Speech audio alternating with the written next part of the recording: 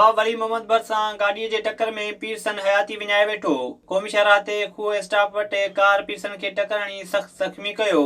खेसि काज़ी अहमद इस्पताल नियो वियो जिते दम धणीअ वारे कयो। मक़तूल पीरसन जी सुञाणप न थी सघी जंहिं सबबि मड़ सदखाने मुंतक़िल कयो वियो। लालू रंग भरिसां ॻोठ सचेॾिनो चांडे जो प्राइमरी स्कूल तालीम खाते जी बेध्यानी सबबि ज़बून हाल बणिजी वियो आहे। स्कूल बंदि हुजण करे ॿारनि जी तालीम सख़्त मुतासिर थी रही आहे जंहिं सबबि मासूम ॿार सॼो ॾींहुं घिटियुनि में घुमंदा रहनि था।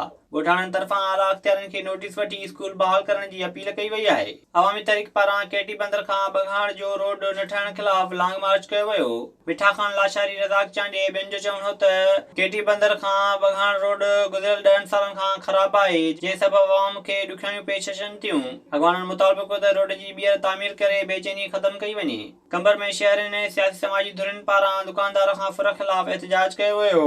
अख़लाक हुसैन शाह, मोहम्मद अली ख़ान हकड़े ऐं ॿियनि चयो त विच शहर मां हथियारबंद अरशद मेमण खां फुर करे आसानी सां फरार थी विया। पुलिस ख़ामोश तमाशाई बणियल आहे। शहरनि मुतालबो कयो त जवाबदार गिरफ़्तार करे फुर थियल सामान वापसि कयो वञे।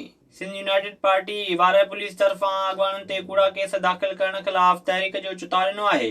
एसीपी जे मरकज़ी जॉइंट सेक्रेटरी गुलाम मुस्तफ़ा चांडे सिकंदर सोडर प्रेस कॉन्फ्रेंस कंदे चयो त वार पुलिस सियासी इंतकाम तहत हाजी खान चांडे ऐं ॿियनि मथां कूड़ा केस दाख़िल कया आहिनि। अॻवाननि चुता ॾिनो त एसीपी अॻवाननि मथां दाख़िल कूड़ा केस 3 ॾींहंनि अंदरि ख़तम न कया विया त तहरीक हलाई वेंदी।